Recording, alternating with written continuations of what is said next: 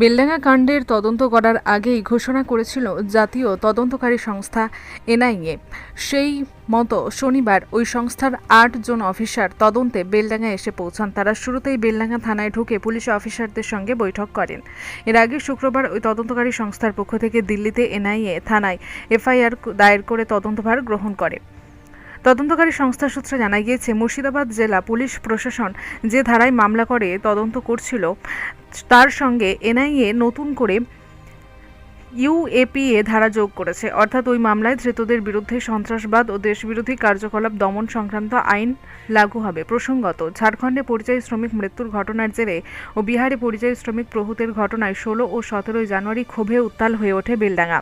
রেলপথ ও জাতীয় সড়ক অবরুদ্ধ করে জনজীবনকে স্তব্ধ করে দেওয়া হয়েছিল। অশান্তির দ্বিতীয় দিন সকালে বেশ কয়েকটি দোকানে ও গাড়িতে ভাঙচুর চালায় অবরোধকারীরা। এমনকি পুলিশকে লক্ষ্য করে পাথর ছোঁড়া হয়। এর মাঝে খবর সংগ্রহ করতে গিয়ে প্রহত হন বেশ কয়েকজন সাংবাদিক। পুলিশ ওই ঘটনায় এখনও পর্যন্ত 36 জনকে গ্রেপ্তার করেছে। সম্প্রতি বেলডাঙ্গা কাণ্ড নিয়ে একটি মামলা কলকাতা হাইকোর্ট নির্দেশ দেয় যে কেন্দ্রীয় সরকার মনে করলে এনআইএকে দিয়ে তদন্ত করাতে পারে। কলকাতা হাইকোর্টের মামলার ওই রেফারেন্স উল্লেখ করে কেন্দ্রীয় স্বরাষ্ট্র মন্ত্রক ওই তদন্তের নির্দেশ দেয়। মুর্শিদাবাদ জেলা পুলিশ সূত্রে জানা গিয়েছে, ওই তদন্তকারী সংস্থা ডিএসপি পদমর্যাদার অফিসার সরোজ ভট্টাচার্যকে তদন্তকারী অফিসার হিসেবে নিয়োগ করেছে। তার নেতৃত্বে 8 জন অফিসার তদন্তে বেলডাঙ্গায় এসেছেন।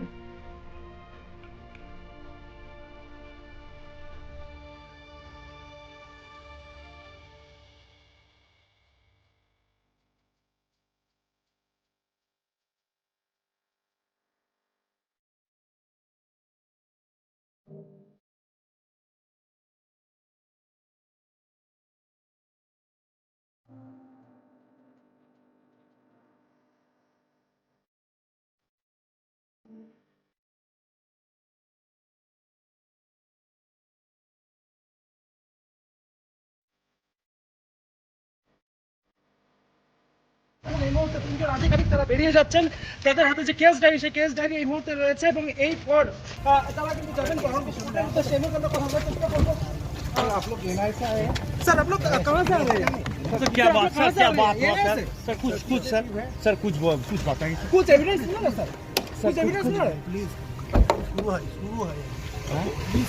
ओके, এই মুহূর্তে এনআইএর আধিকারিকরা পুলিশ সুপার অফিসে আসেন এবং একেবারে পুলিশ সুপারের সঙ্গে কথা বলে এই মুহূর্তে তারা বেরিয়ে যাচ্ছেন। পুলিশ আধিকারিকের সঙ্গে কেস ডায়েরি রয়েছে।